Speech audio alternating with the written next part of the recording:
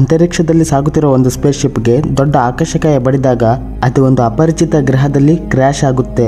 ಅದರಿಂದ ಕೆಲವು ಸರ್ವೈವರ್ಸ್ ಬದುಕುಳಿಯುತ್ತಾರೆ. ಈ ಸಿನಿಮಾದ ಕಥಾನಾಯಕ ಆಂಡಿ ಯಾವ ರೀತಿ ಅಪಾಯಕಾರಿ ಜೀವಿಗಳನ್ನು ಎದುರಿಸುತ್ತಾ ಉಳಿದವರನ್ನು ಬಚಾವ್ ಮಾಡ್ತಾನೆ ಮತ್ತು ಹೇಗೆ ಬದುಕುಳಿತಾನೆ ಅನ್ನೋದೇ ಈ ಸಿನಿಮಾದ ಕತೆ. ಹಾಯ್ ಸ್ನೇಹಿತರೆ, ಇವತ್ತು ನಾವು ನೋಡ್ತಿರೋದು 2024ರ ಡಿಸ್ಟೆಂಟ್ ಅನ್ನುವಂತ ಸ್ಕೈಫೈ ಥ್ರಿಲ್ಲರ್ ಸಿನಿಮಾ.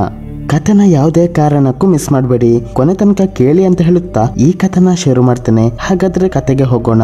ಸಿನಿಮಾ ಶುರುವಿನಲ್ಲಿ ನಮಗೆ ಸ್ಪೇಸ್ ನಲ್ಲಿ ಒಂದು ದೊಡ್ಡ ಮೈನಿಂಗ್ ಶಿಪ್ ತೋರಿಸಲಾಗುತ್ತೆ. ಅದರ ಹೆಸರು ಬೊರೆಲಿಸ್. ಅದು ಬೇರೆ ಪ್ಲಾನೆಟ್ ನಿಂದ ಭೂಮಿಗೆ ಬೇಕಾದ ರಿಸೋರ್ಸ್ ಸಂಗ್ರಹಣೆ ಮಾಡಲು ಹೋಗುತ್ತಿತ್ತು. ಶಿಪ್ ಒಳಗೆಲ್ಲ ಇಂಜಿನಿಯರ್ಸ್ ಮತ್ತು ಆಸ್ಟ್ರೋನಾಟ್ಸ್ ಕ್ರಯೋಪಾಡ್ ನಲ್ಲಿ ಮಲಗಿದ್ದರು. ದುರದೃಷ್ಟ ಅನ್ನುವಂತ ಒಂದು ಆಕಾಶಕಾಯ ಅವರ ಶಿಪ್ ಗೆ ಬಡಿದು ದೊಡ್ಡ ಡ್ಯಾಮೇಜ್ ಆಗಿಬಿಡುತ್ತೆ.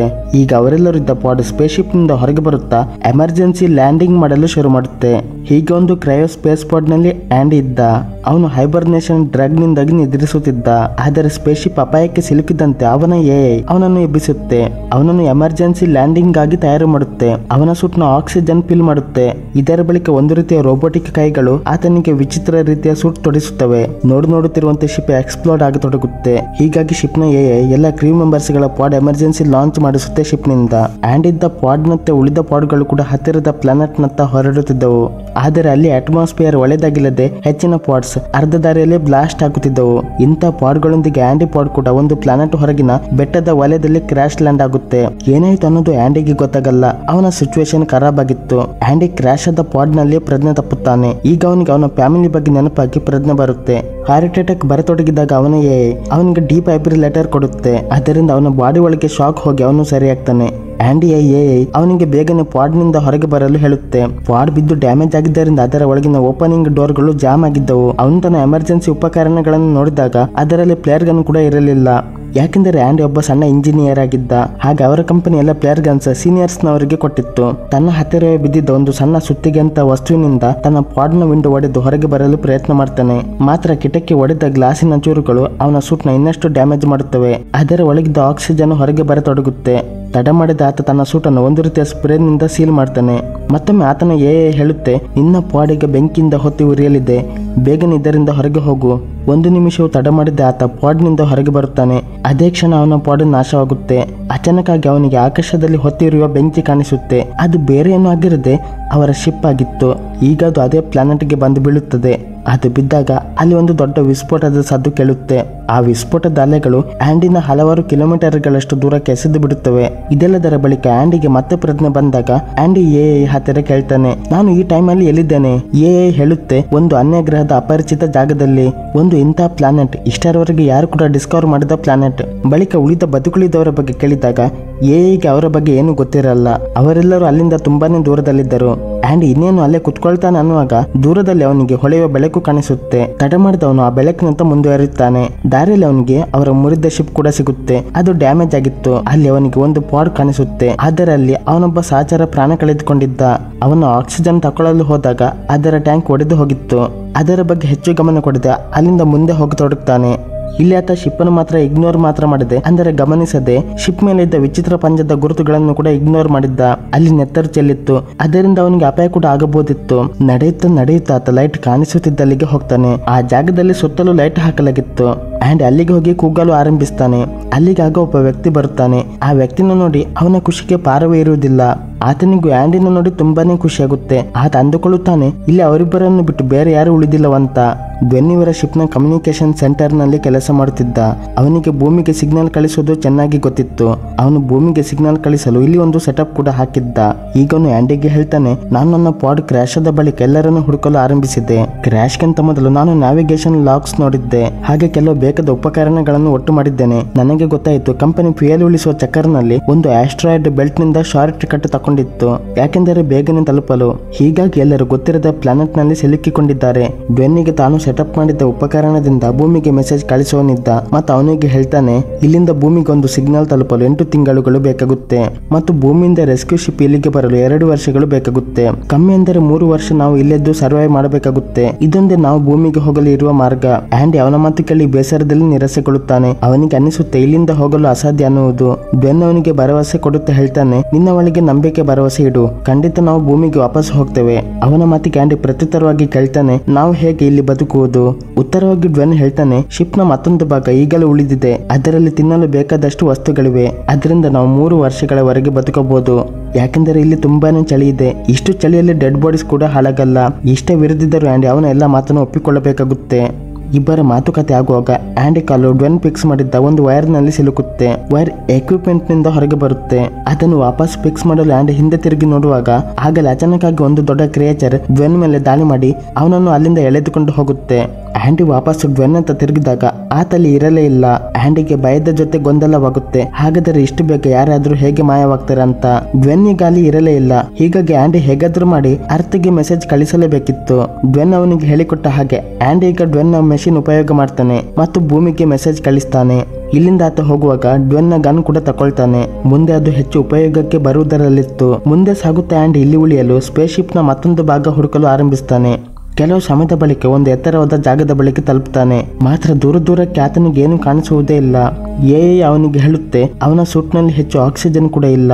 ಇದನ್ನು ಕೇಳಿ ಆತ ಇನ್ನಷ್ಟು ಹತಾಶೆಗೊಳ್ತಾನೆ. ತನ್ನ ಪರಿವಾರದ ಬಗ್ಗೆ ಯೋಚಿಸುತ್ತಾ ಜೋರಾಗಿ ಕೂಗಲು ಪ್ರಾರಂಭ ಮಾಡ್ತಾನೆ.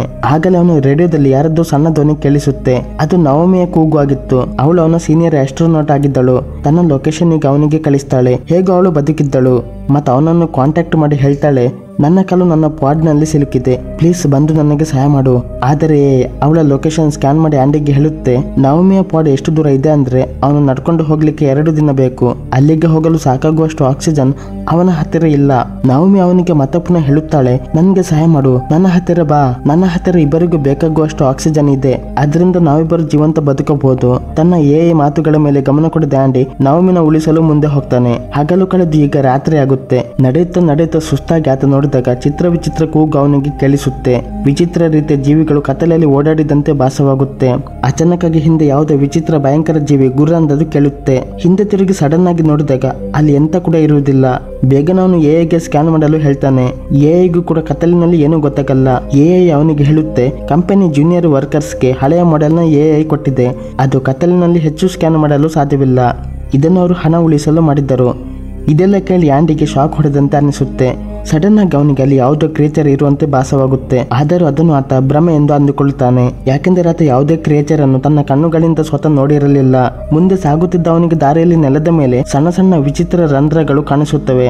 ಅದು ಯಾವುದೋ ಜೀವಿಯ ಹೆಜ್ಜೆ ಗುರುತುಗಳಂತೆ ಕಾಣುತ್ತಿದ್ದವು. ಅದನ್ನೇ ಹಿಂಬಾಲಿಸುತ್ತಾ ಮುಂದೆ ಹೋದ ಅವನಿಗೆ ದೊಡ್ಡ ಬಿಲವೊಂದು ಕಾಣಿಸುತ್ತೆ. ಆ ದೊಡ್ಡ ಬಿಲದ ಒಳಗೆ ನೋಡಿದಾಗ ಅಲ್ಲಿ ಜೇಡರ ಬಲೆ ಇತ್ತು. ಅವನಿಗೀಗ ಅರ್ಥವಾಗುತ್ತೆ, ಇಲ್ಲಿ ಜೇಡದಂತಿರೋ ಜೀವಿಗಳು ಇದೆ ಅನ್ನುವುದು. ಸ್ವಲ್ಪ ಸಮಯದ ಬಳಿಕ ಇಲ್ಲಿ ಹಿಮ ಬೀಳಲು ಆರಂಭವಾಗುತ್ತೆ. ಆಂಡಿ ವಿಚಿತ್ರ ಜೀವಿಗಳ ಬಗ್ಗೆ ನವಮಿಗೂ ಕೂಡ ತಿಳಿಸ್ತಾನೆ. ಅವನ ಎದೆಯಲ್ಲಿ ಪುಕು ಭಯ ಶುರುವಾಗಿತ್ತು. ಕಾಲಿಟ್ಟ ಕಡೆ ಅಪಾಯ ಕಾದಿತ್ತು. ಆಗ ಅವನಿಗೆ ಜೀವಿಗಳ ಕೂಗು ಕೇಳಿಸಿ ಹತ್ತಿರದಿಂದಲೇ ಯಾವುದೋ ಜೀವಿ ಹಾದು ಹೋಗುತ್ತೆ. ಹೆದರಿ ಅವನು ಹೆಲ್ಮೆಟ್ ನ ಲೈಟ್ ಬಂದ್ ಮಾಡ್ತಾನೆ ಮತ್ತು ಅವಿತು ಬಿಡುತ್ತಾನೆ. ಇಲ್ಲಿಂದ ಓಡಿ ಹೋಗ್ತಾನೆ ಅನ್ನುವಾಗ ನವಮಿ ಹತ್ತಿರದ ಏರಿಯಾ ತನ್ನ ಪಾಡ್ ನಿಂದ ಸ್ಕ್ಯಾನ್ ಮಾಡಿ ಹೇಳ್ತಾಳೆ, ಅವರ ಹೆಚ್ಚಿನ ಕ್ರೀವ್ ಮೆಂಬರ್ಸ್ ಇಲ್ಲಿದ್ದಾರೆ. ಅವರು ಆಂಡಿ ಹತ್ತಿರ ಬರುತ್ತಿದ್ದಾರೆ. ಆಂಡಿ ನೋಡಿದಾಗ ಅವರ ಕ್ರೀವ್ ಮೆಂಬರ್ಸ್ ಅವನತ್ತಲೇ ಬರುತ್ತಿದ್ದರು. ಅವನು ರೇಡಿಯೋ ಮೂಲಕ ಅವರನ್ನು ಕಾಂಟ್ಯಾಕ್ಟ್ ಮಾಡಲು ಪ್ರಯತ್ನ ಪಟ್ಟಾಗ ಅವರಿಂದ ಯಾವುದೇ ಪ್ರತ್ಯುತ್ತರ ಬರುವುದಿಲ್ಲ. ಅವನಿಗೆ ಅರಿವಾಗುತ್ತೆ, ಸ್ಪೈಡರ್ ನಂತ ಏಲಿಯನ್ ಜೀವಿಗಳು ಅವರೆಲ್ಲರ ಮೇಲೆ ದಾಳಿ ಮಾಡಿ ಅವರನ್ನು ಕೊಂದಿರಬಹುದಂತ. ಅವುಗಳ ಹೊಟ್ಟೆ ಒಳಗಿಂದ ಆ ಸಿಗ್ನಲ್ ಗಳು ಬರುತ್ತಿದ್ದವು. ಇದೇ ಯೋಚನೆ ಮಾಡುವಾಗ ಯಾರೋ ಹಾರಿಸಿದ ಪ್ಲೇಯರ್ ಗನ್ ಬೆಳಕಿನಲ್ಲಿ ಮತ್ತೆ ಅವನಿಗೆ ಆ ಭಯಾನಕ ಕೂಗು ಆಸುಪಾಸಿನಲ್ಲೇ ಕೇಳಿಸುತ್ತೆ. ಯಾವುದೋ ಏಲಿಯನ್ ಕ್ರಿಯೇಚರ್ ಅವನತ್ತಲ್ಲಿ ಬರುತ್ತಿರುವಂತೆ ಅನಿಸುತ್ತೆ. ಕೂಡಲೇ ಅವನು ತನ್ನ ಹೆಲ್ಮೆಟ್ ನ ಲೈಟ್ ಬಂದ್ ಮಾಡಿ ಅಲ್ಲಿ ಅವಿತು ಬಿಡ್ತಾನೆ. ಕ್ರಿಯೇಚರ್ ಅವನನ್ನು ನೋಡಿದಂತೆ ಅವನ ಹತ್ತಿರವೇ ಬರುತ್ತಿತ್ತು. ಈಗನು ಡ್ವೆನ್ ಗನ್ ಇಂದ ಅದನ್ನು ಕೊಲ್ಲಲು ಹೋಗ್ತಾನೆ. ಅದು ಕೂಡ ಕೆಲಸ ಮಾಡಲ್ಲ.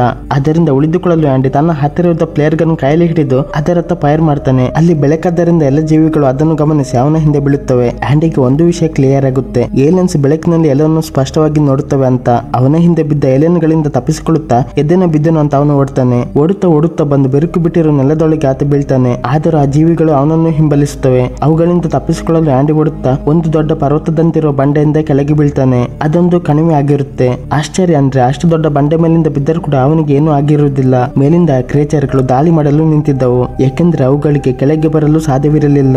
ಅವುಗಳ ಹೊಟ್ಟೆಯಲ್ಲಿ ಆಂಡಿ ತರನೇ 4 ಜನರ ಸಿಗ್ನಲ್ ನೋಡ್ತೇವೆ. ಮೇಲಿಂದ ಬಿದ್ದ ಕಾರಣ ಆಂಡಿ ಸೂಟ್ ಹರಿದು ಅದರಿಂದ ಆಕ್ಸಿಜನ್ ಹೊರಗೆ ಹೋಗುತ್ತಿತ್ತು. ಹೀಗಾಗಿ ತನ್ನ ಹತ್ತಿರದ ಒಂದು ಸ್ಪ್ರೇನಿಂದ ತನ್ನ ಸೂಟ್ ನ ಸೀಲ್ ಮಾಡ್ತಾನೆ. ಆಗಲೇ ಅವನಿಗೆ ರೇಡಿಯೋದಲ್ಲಿ ಯಾರದ್ದು ಕೂಗು ಕೇಳಿಸುತ್ತೆ. ಅದು ಬೇರೆ ಯಾರದ್ದು ಆಗಿರದೆ ಡ್ವೆನ್ ಅದ್ದು ಆಗಿತ್ತು. ಆತ ಹೇಳ್ತಾ ಇದ್ದ, ನನಗೆ ಸಹಾಯ ಮಾಡು, ನಾನು ಈ ಕ್ರಿಯೇಚರ್ ಜೊತೆ ಹೋರಾಡುತ್ತಿದ್ದೇನೆ. ಡ್ವೆನ್ ಈಗಲೂ ಜೀವಂತವಿರುವುದನ್ನು ತಿಳಿದು ಆಂಡಿ ದಂಗಾಗಿ ಬಿಡುತ್ತಾನೆ. ಮಾತ್ರ ಈಗ ಅವನ ಬಳಿ ಆ ಪರ್ವತವನ್ನು ಏರಿಕೊಂಡು ಹೋಗಿ ವಾಪಸ್ ಆ ಜೀವಿಗಳೊಂದಿಗೆ ಹೋರಾಡಿ ಡ್ವೆನ್ಗೆ ಸಹಾಯ ಮಾಡುವಷ್ಟು ಧೈರ್ಯ ಇರಲಿಲ್ಲ.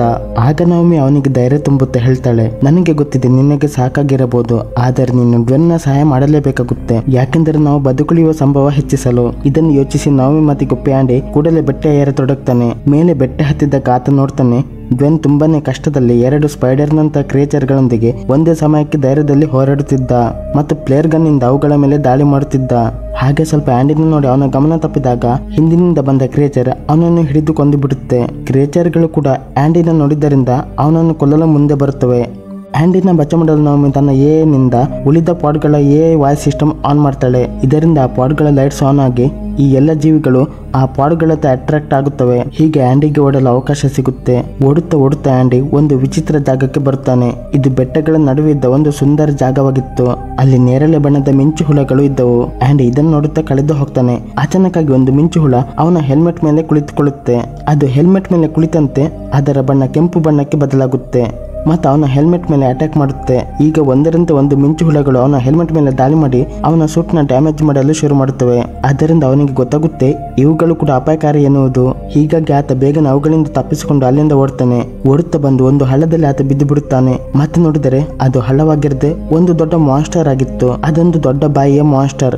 ಆ ಮಾನ್ಸ್ಟರ್ ಅವನನ್ನು ಹಿಡಿದು ನುಂಗಲು ಆರಂಭಿಸುತ್ತೆ.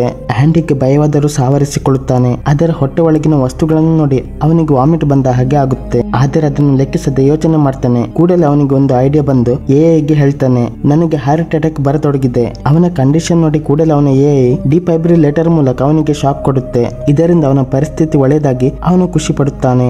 ಇದರೊಂದಿಗೆ ಆ ಶಾಕ್ ಏಲಿಯನ್ಗೂ ತಾಗುತ್ತೆ. ಹೀಗಾಗಿ ಆ ಏಲಿಯನ್ ಕ್ರಿಯೇಚರ್ ಅವನನ್ನು ಅಲ್ಲಿಂದ ಹೊರಗೆ ಬಿಸಾಡುತ್ತೆ. ಆಂಡಿ ಹೇಗೂ ಇಲ್ಲಿ ಬಚಾವಾಗ್ತಾನೆ. ಆದರೆ ಅವನ ದುರದೃಷ್ಟ ಇಲ್ಲಿ ಬಿಡಲ್ಲ. ಮತ್ತೊಮ್ಮೆ ಆ ಏಲಿಯನ್ ಅವನ ಮೇಲೆ ದಾಳಿ ಮಾಡುತ್ತೆ. ಆಂಡಿ ತಪ್ಪಿಸಿಕೊಂಡು ಓಡುತ್ತಿರುವಾಗ ಎದುರಲ್ಲಿ ಅವನಿಗೆ ಟನಲ್ ಒಂದು ಕಾಣಿಸುತ್ತೆ. ಇದು ಅವನು ಅವಿತುಕೊಳ್ಳಲು ಸೂಕ್ತ ಜಾಗವೆಂದು ಭಾವಿಸ್ತಾನೆ. ಆದರೆ ಅದೆಲ್ಲ ಉಲ್ಟಾ ಆಗುತ್ತೆ. ಅವನ ಅಂದಾಜು ತಪ್ಪಾಗಿತ್ತು. ಇದು ಅದೇ ಮಿಂಚು ಹುಳಗಳ ಗುಹೆ. ಅವುಗಳು ಮತ್ತೊಮ್ಮೆ ಅವನ ಮೇಲೆ ದಾಳಿ ಮಾಡುತ್ತವೆ. ಅವನ ಸೂಟಿಗೆ ಹೊಡೆದು ಅದರಿಂದ ಆಕ್ಸಿಜನ್ ಹೊರಬರಲು ಶುರುವಾಗುತ್ತೆ. ಅವನಿಗೆ ಹೇಳುತ್ತದೆ, ನಿನ್ನ ಹತ್ತಿರ ಆಕ್ಸಿಜನ್ ಕಮ್ಮಿ ಇದೆ. ಸೂಟ್ ಒಳಗೆ ಆಕ್ಸಿಜನ್ ಕಮ್ಮಿ ಆಗುತ್ತಿರುವುದು ನೋಡಿ ಆಂಡಿ ನವಮಿಗೆ ಹೇಳ್ತಾನೆ, ನಾನು ಈಗ ನಿನ್ನ ಉಳಿಸಲು ಬರಲು ಸಾಧ್ಯವಿಲ್ಲ. ನನ್ನ ಹತ್ತಿರ ಇರುವ ಆಕ್ಸಿಜನ್ ನಿಂದ ನಾನು ಕೇವಲ ಶಿಪ್ ತನಕ ಮಾತ್ರ ಹೋಗಬಹುದು. ಅಲ್ಲಿಗೆ ಹೋದರೆ ನನಗೆ ಭರವಸೆ ಇದೆ, ಅಲ್ಲಿ ಯಾವುದಾದರೂ ಸರಿ ಇರುವ ಪಾಡ್ ಸಿಗಬಹುದು. ನಾನು ಅಲ್ಲಿ ನನ್ನ ಆಕ್ಸಿಜನ್ ರಿಫಿಲ್ ಮಾಡಬಹುದು, ನನ್ನ ಜೀವ ಉಳಿಸಿಕೊಳ್ಳಬಹುದು. ನವಮಿ ಹೇಳ್ತಾಳೆ, ಆಯ್ತು, ನೀನು ಶಿಪ್ ತನಕ ಹೋಗು, ನಾನು ನನ್ನ ಸಹಾಯ ಮಾಡಿಕೊಳ್ತೇನೆ. ಇಲ್ಲಿಗೆ ಬಂದರೆ ಇನ್ನೂ ಅಪಾಯ ಆಗಬಹುದು. ಆಂಡಿಗೆ ತಿಳಿದಿತ್ತು ಅವಳು ಒಬ್ಬಳೇ ಉಳಿಯಲು ಸಾಧ್ಯವಿಲ್ಲ. ಹೀಗಾಗಿ ತನ್ನ ಜೀವ ಅಪಾಯಕ್ಕೆ ತಳ್ಳಿ ನವಮಿನ ಉಳಿಸಲು ಆತ ಯೋಚಿಸ್ತಾನೆ.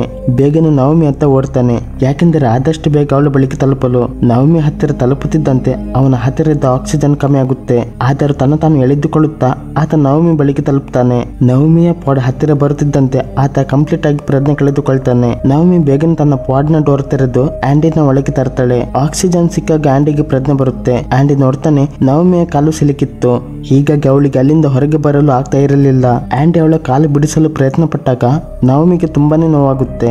ಅವಳ ಕಾಲನ್ನು ಬಿಡಿಸುವಂತ ಯಾವುದೇ ವಸ್ತು ಅಲ್ಲಿ ಇರಲಿಲ್ಲ. ನವಮಿ ಎಮರ್ಜೆನ್ಸಿ ಕೇಸ್ ಓಪನ್ ಮಾಡಿ ಆಂಡಿ 2-3 ವಸ್ತುಗಳನ್ನು ಬಳಸಿ ಒಂದು ಟೂಲ್ ನಂತ ವಸ್ತು ಮಾಡ್ತಾನೆ. ಅದರಿಂದ ಆತ ಅವಳ ಕಾಲು ಹೊರಗೆ ತರುವಲ್ಲಿ ಸಕ್ಸಸ್ ಆಗ್ತಾನೆ. ಅಷ್ಟು ಕೆಟ್ಟದಾಗಿ ಸಿಲುಕಿಕೊಂಡಿದ್ದರಿಂದ ಅವಳ ಕಾಲು ಫ್ರಾಕ್ಚರ್ ಆಗಿತ್ತು. ಮಾತ್ರ ಇಲ್ಲಿ ಅವಳ ಜೀವ ಉಳಿಯುತ್ತೆ. ಈಗ ಅವರು ತಮಗೆ ಬೇಕಾದ ವಸ್ತುಗಳು ಮತ್ತು ಪ್ಲೇಯರ್ ಗನ್ ಹಾಗೂ ರಿಪೇರ್ ಸ್ಪ್ರೇರ್ ನೊಂದಿಗೆ ಹೊರಗೆ ಬರುತ್ತಾರೆ.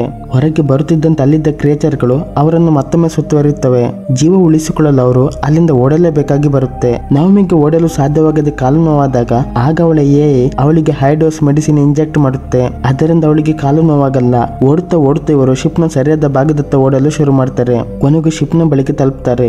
ಹೇಗೂ ನವಮಿ ಶಿಪ್ ನ ಕಂಪಾರ್ಟ್ಮೆಂಟ್ ಭಾಗ ತೆರೆಯಲು ಪ್ರಯತ್ನ ಮಾಡ್ತಾಳೆ. ಅವಳ ಪ್ರಯತ್ನ ಇಲ್ಲಿ ಯಶಸ್ವಿಯಾಗುತ್ತೆ. ಶಿಪ್ ಒಳಗಿನ ಕಂಡೀಷನ್ ಒಳ್ಳೆದಾಗಿತ್ತು. ಬೇಕಾದ ವಸ್ತುಗಳು ಅಲ್ಲಿದ್ದವು. ಅದರಿಂದ ಅವರು ಸರ್ವೇ ಮಾಡಬಹುದಾಗಿತ್ತು. ಶಿಪ್ ಒಳಗೆ ಇವರು ಹೋಗುವಾಗ ಹಲವಾರು ಜೀವಿಗಳು ಇವರ ಹಿಂದೆ ಬರುತ್ತವೆ. ನವಮಿ ಬೇಗನೆ ಶಿಪ್ ನ ಡೋರ್ ಬಂದ್ ಮಾಡಿದಾಗ ಹಿಂದೆ ಬರುತ್ತಿದ್ದ ಜೀವಿಯ ದೇಹ ಕಟ್ಟಾಗುತ್ತೆ. ಇದನ್ನ ನೋಡಿ ಆಂಡಿ ದಂಗಾಗಿ ಬಿಡುತ್ತಾನೆ. ಇನ್ನೇನು ಖುಷಿ ಆಗ್ತಾ ಇರನ್ನುವಾಗ ಇವರ ಶಿಪ್ ಒಳಗೆ ಮೊದಲೇ ಬಂದು ಕುಳಿತಿದ್ದ ಕ್ರಿಯೇಚರ್ ಈಗ ಅದು ಹೊರಗೆ ಬರುತ್ತೆ. ಈಗ ಅದು ಇವರ ಹಿಂದೆ ಬೀಳುತ್ತೆ. ಇವರ ಸಿಚುವೇಶನ್ ಈಗ ಅತ್ತ ದರಿಯಾದರೆ ಇತ್ತ ಪುಲಿಯಾಗಿತ್ತು. ಹೊರಗೆ ಹೋದರೆ ಅಪಾಯ, ಒಳಗಿದ್ದರೂ ಕೂಡ ಅಪಾಯವಾಗಿತ್ತು. ಅದರಿಂದ ಉಳಿಯಲು ಇವರು ಮತ್ತೊಂದು ಕ್ಯಾಬಿನ್ಗೆ ಹೋಗಿ ಅಲ್ಲಿಯ ಡೋರ್ ಬಂದ್ ಮಾಡ್ತಾರೆ. ಅವರಿಗೆ ಗೊತ್ತಾಗುತ್ತೆ ಅಲ್ಲಿಗೆ ಬಂದು ಅವರು ಮತ್ತೊಂದು ದೊಡ್ಡ ತಪ್ಪು ಮಾಡಿಬಿಟ್ಟಾರಂತ. ಯಾಕೆಂದರೆ ಅದೊಂದು ಗ್ಯಾಸ್ ಚೇಂಬರ್ ಆಗಿತ್ತು. ಹೊರಗೆ ಹೋಗಲು ಆಂಡಿ ಡೋರ್ ಮೇಲೆ ಮತ್ತೆ ಮತ್ತೆ ಹೊಡೆಯುತ್ತಾನೆ. ಆದರೆ ಡೋರ್ ಓಪನ್ ಆಗುವುದೇ ಇಲ್ಲ. ಇಲ್ಲಿ ಸಿಲುಕಿದ ಬಳಿಕ ಇವರ ಹತ್ತಿರ ಪರಸ್ಪರ ಮಾತಾಡುವುದು ಬಿಟ್ಟು ಬೇರೆ ಆಪ್ಷನ್ ಕೂಡ ಇರಲಿಲ್ಲ. ನವಮಿ ಅವನಿಗೆ ಕೇಳ್ತಾಳೆ, ಯಾಕೆ ನೀನು ನಿನ್ನ ಭರವಸೆ ಕಳೆದುಕೊಳ್ಳುತ್ತಿದ್ದಿ? ಸಾಯುವ ಮಾತು ಯಾಕೆ ಆಡುತ್ತಿದ್ದಿ? ಅವನು ಹೇಳುತ್ತಾನೆ, ಸಾಯೋದು ಒಳ್ಳೆಯದು. ಅವನ ಮಾತಿಗೆ ಪ್ರತ್ಯುತ್ತರವಾಗಿ ನವಮಿ ಹೇಳುತ್ತಾಳೆ, ಅದರ ಹಿಂದೆ ಏನೋ ಕಾರಣ ಇರಬೇಕು. ಏನು? ಅದು ನಿನ್ನ ಫ್ಯಾಮಿಲಿಯಾ? ಇದನ್ನು ಕೇಳಿ ಆಂಟಿ ಅವಳಿಗೆ ತನ್ನ ಫ್ಯಾಮಿಲಿಯ ವಿಡಿಯೋ ತೋರಿಸ್ತಾನೆ. ಅವನದೊಂದು ಹ್ಯಾಪಿ ಫ್ಯಾಮಿಲಿ ಆಗಿತ್ತು. ಅವನ ಪತ್ನಿ ಮತ್ತು ಮಗ ಅವನನ್ನು ತುಂಬಾನೇ ಪ್ರೀತಿ ಮಾಡುತ್ತಿದ್ದರು. ಮಾತ್ರ ಒಂದು ದಿನ ಅವರ ಆಕ್ಸಿಡೆಂಟ್ ಆಗಿ ಅವರಿಬ್ಬರು ತೀರಿಕೊಂಡರು. ನಾನು ಮಾತ್ರ ಹೀಗೆ ಉಳಿದಿದ್ದೇನೆ. ಇದೆಲ್ಲ ನನ್ನದೇ ತಪ್ಪಾಗಿತ್ತು. ನಾನು ಸಾಯಬೇಕಿತ್ತು, ಬದಲಿಗೆ ಅವರು ಅಲ್ಲ ಅನ್ನುತ್ತಾನೆ. ಅವನ ಮಾತಿಗೆ ಪ್ರತ್ಯುತ್ತರವಾಗಿ ನವಮಿ ಹೇಳುತ್ತಾಳೆ, ಏನೆಲ್ಲ ಆಗುತ್ತೆ, ಅದು ಒಳ್ಳೆಯದಕ್ಕೆ ಆಗುತ್ತೆ. ಬಳಿಕ ಇಬ್ಬರು ಅಳುತ್ತಾ ಒಬ್ಬರನ್ನೊಬ್ಬರು ಅಪ್ಪಿಕೊಳ್ಳುತ್ತಾರೆ. ಏಕೆಂದರೆ ಅವರಿಗೆ ಅನಿಸುತ್ತೆ ಇದು ಅವರ ಜೀವನದ ಕೊನೆಯ ಕ್ಷಣವೆಂದು. ಆಗ ಆಂಡಿ ಸುಟ್ ಮೇಲಿದ್ದ ಒಂದು ಮಿಂಚುಹುಳಗಳ ಸಣ್ಣ ಗೂಡು ನವಮಿ ಗಮನಿಸ್ತಾಳೆ. ಅವುಗಳು ಈ ಹಿಂದೆ ಆಂಡಿ ಸುಟ್ ಮೇಲೆ ದಾಳಿ ಮಾಡಿದ್ದವು. ಅವಳೀಗ ಅದನ್ನು ಎತ್ತಿಕೊಂಡು ಡೋರ್ನಂತ ಎಸೆದು ಬಿಡ್ತಾಳೆ. ಆದ್ದರಿಂದ ಆ ಮಿಂಚುಹುಳಗಳು ಡೋರ್ನೊಂದಿಗೆ ಡೋರ್ ಹಿಂದೆ ಇದ್ದ ಏಲಿಯನ್ಗಳ ಮೇಲೆ ದಾಳಿ ಮಾಡುತ್ತವೆ. ಆ ಏಲಿಯನ್ ಮತ್ತೆ ಮತ್ತೆ ಡೋರ್ ಒಡೆಯಲು ಪ್ರಯತ್ನ ಮಾಡುತ್ತಿತ್ತು. ಆದರೆ ಈಗ ಡೋರ್ ತೆರೆದಿತ್ತು. ಇವರು ಇಲ್ಲಿಂದ ಬೇರೆ ಕಡೆಗೆ ಹೋಗಬಹುದಾಗಿತ್ತು. ಇಬ್ಬರು ಹೊರಗಡೆ ಹೋಗುತ್ತಿದ್ದಂತೆ ಮತ್ತೊಂದು ಕ್ರೀಚರ್ ಇವರ ಹಿಂದೆ ಬೀಳುತ್ತೆ. ಆಗ ನವಮಿಗೆ ಒಂದು ಐಡಿಯಾ ಹೊಳೆದು ಅವಳು ಹೇಳ್ತಾಳೆ, ಅದನ್ನು ಒಂದು ಪಾಡ್ ಕೆಳಗೆ ಕರೆದುಕೊಂಡು ಹೋಗಿ ಕೊಲ್ತಾರಂತ. ಆದರೆ ವರ್ಕಿಂಗ್ ಪಾಡ್ ಸ್ಟಾರ್ಟ್ ಆಗಲು 15 ನಿಮಿಷ ಬೇಕಾಗಿತ್ತು. ಹೀಗಾಗಿ ಮೊದಲು ಇವರು ಪ್ಲಾನ್ ಮಾಡ್ತಾರೆ. ಆಂಡಿ ಡಿಸೈಡ್ ಮಾಡ್ತಾನೆ ಮೊದಲು ಪಾಡ್ ತನಕ ತಲುಪಲು. ಪಾಡ್ ಸ್ಪೇಸ್ ಶಿಪ್ ನ ಕೆಳಗಿನ ಭಾಗದಲ್ಲಿತ್ತು. ಅಲ್ಲಿಗೆ ಹೋಗಲು ಹೆಚ್ಚು ಸಮಯ ಬೇಕಾಗುತ್ತಿತ್ತು. ಆದರೆ ಯಾವಾಗ ಕ್ರಿಯೇಚರ್ ಇವರ ಹಿಂದೆ ಇದೆ ಅಂತ ಗೊತ್ತಾಗುತ್ತೋ ಇಬ್ಬರು ಹೆದರದೆ ಕೆಳಗಡೆ ಜಂಪ್ ಮಾಡ್ತಾರೆ. ಆ ಕ್ರಿಯೇಚರ್ ಕೂಡ ಇವರ ಹಿಂದೆ ಬಂದು ಬಿಡುತ್ತೆ. ಆಂಡಿ ಎಸ್ಕೇಪ್ ಪಾಡ್ ನಲ್ಲಿ ಕುಳಿತು ಅದನ್ನು ಆನ್ ಮಾಡಲು ಪ್ರಯತ್ನ ಮಾಡ್ತಾನೆ. ನವಮಿ ಆ ಜೀವಿಯನ್ನು ಟ್ರ್ಯಾಪ್ ನಂತೆ ಅಟ್ರಾಕ್ಟ್ ಮಾಡುತ್ತಾ ಅದನ್ನು ಎಸ್ಕೇಪ್ ಪಾಡ್ ನಂತ ಎಳೆದುಕೊಂಡು ಬರ್ತಾಳೆ. ಅದರಲ್ಲಿ ಆಂಡಿ ಅದನ್ನು ರಿಲೀಸ್ ಮಾಡಲು ಕುಳಿತಿದ್ದ. ಕ್ರಿಯೇಚರ್ ಅದರಡಿ ಬರುತ್ತಿದ್ದಂತೆ ಆಂಡಿ ಎಸ್ಕೇಪ್ ಪಾಡ್ ರಿಲೀಸ್ ಮಾಡ್ತಾನೆ. ಆ ಪಾಡ್ ಕ್ರಿಯೇಚರ್ ಮೇಲೆ ಬಿದ್ದು ಕ್ರಿಯೇಚರ್ ಸಾಯುತ್ತೆ. ಕೊನೆಗೂ ಇಲ್ಲಿ ಇವರ ಜೀವ ಉಳಿದಿತ್ತು. ಎಸ್ಕೇಪ್ ಪಾಡ್ ಬಿದ್ದದ್ದರಿಂದ ಮೇಲೆ ದೊಡ್ಡ ಶಾಕ್ ಆಗಿತ್ತು. ವಾಸ್ತವವಾಗಿ ಆ ಎಸ್ಕೇಪ್ ಪಾಡ್ ನಲ್ಲಿ ಅದನ್ನು ರಿಲೀಸ್ ಮಾಡುವಷ್ಟು ಎನರ್ಜಿ ಇರಲಿಲ್ಲ. ಎನರ್ಜಿಗಾಗಿ ಆಂಡಿ ತನ್ನ ಸೂಟ್ನ ಎಲ್ಲ ಎನರ್ಜಿ ಯೂಸ್ ಮಾಡಿದ್ದ. ಅದರ ಪರಿಣಾಮ ಆತ ತನ್ನ ಪ್ರಾಣ ತೆತ್ತಿದ್ದ. ತನ್ನ ಜೀವ ತ್ಯಾಗ ಮಾಡಿ ಆತ ನವಮಿ ಜೀವ ಉಳಿಸಿದ್ದ. ನವಮಿಗೆ ಇದೆಲ್ಲ ಅರ್ಥವಾಗಿ ಬಿಕ್ಕಿ ಬಿಕ್ಕಿ ಅಳುತ್ತಾಳೆ. ಆಶ್ಚರ್ಯ ಅನ್ನುವಂತೆ ಮರುಕ್ಷಣವೇ ಆಂಡಿ ತನ್ನ ಕಣ್ಣು ತೆರೆಯುತ್ತಾನೆ. ವಾಸ್ತವವಾಗಿ ಆಂಡಿ ಸತ್ತಿರದೆ ತನ್ನ ಪ್ರಜ್ಞೆ ಕಳೆದುಕೊಂಡಿದ್ದ. ಅವನನ್ನು ಜೀವಂತ ನೋಡಿ ನವಮಿಗೆ ಜೀವ ಬಂದಂತೆ ಆಗುತ್ತೆ. ಇಬ್ಬರು ತುಂಬಾನೇ ಎಮೋಷನಲ್ ಆಗ್ತಾರೆ. ಅದೃಷ್ಟ ಅನ್ನುವಂತೆ ಬೆಳಿಗ್ಗೆ ಆಗಿತ್ತು. ಬಳಿಕ ಇಬ್ಬರು ಶಿಪ್ನ ವಿಂಡೋ ಹತ್ತಿರ ಬಂದು ಈ ವಿಚಿತ್ರ ಪ್ಲಾನೆಟ್ನ ಸನ್ರೈಸ್ ಸೌಂದರ್ಯವನ್ನು ಸವಿಯುತ್ತಾರೆ. ಇವರು 3 ವರ್ಷಗಳವರೆಗೆ ಇದೇ ಪ್ಲಾನೆಟ್ ನಲ್ಲಿ ವಾಸ ಮಾಡಬೇಕಿತ್ತು. 3 ವರ್ಷಗಳ ಬಳಿಕವೇ ರೆಸ್ಕ್ಯೂ ಶಿಪ್ ಇವರನ್ನು ರೆಸ್ಕ್ಯೂ ಮಾಡಲು ಬರಲಿತ್ತು. ಆ 3 ವರ್ಷಗಳವರೆಗೆ ಇಬ್ಬರು ಒಬ್ಬರಿಗೊಬ್ಬರು ಸಾಥ್ ಕೊಡುವರಿದ್ದರು ಮತ್ತು ಕಾಯುವವರಿದ್ದರು. ಇಲ್ಲಿ ನವಮಿ ಆಂಡಿ ಕೈ ಹಿಡಿಯುತ್ತಲೇ ಈ ಸಿನಿಮಾದ ಕತೆ ಮುಗಿಯುತ್ತೆ. ಕತೆ ಹೇಗಿತ್ತು ಕಾಮೆಂಟ್ ಮಾಡಿ ತಿಳಿಸಿ. ವಿಡಿಯೋ ಮತ್ತು ಕತೆ ಇಷ್ಟವಾದರೆ ಲೈಕ್ ಮಾಡಿ ಮತ್ತು ಶೇರ್ ಮಾಡಿ. ಚಾನಲ್ಗೆ ಹೊಸಬರಾದ್ರೆ ಸಬ್ಸ್ಕ್ರೈಬ್ ಮಾಡಿ. ಧನ್ಯವಾದಗಳು.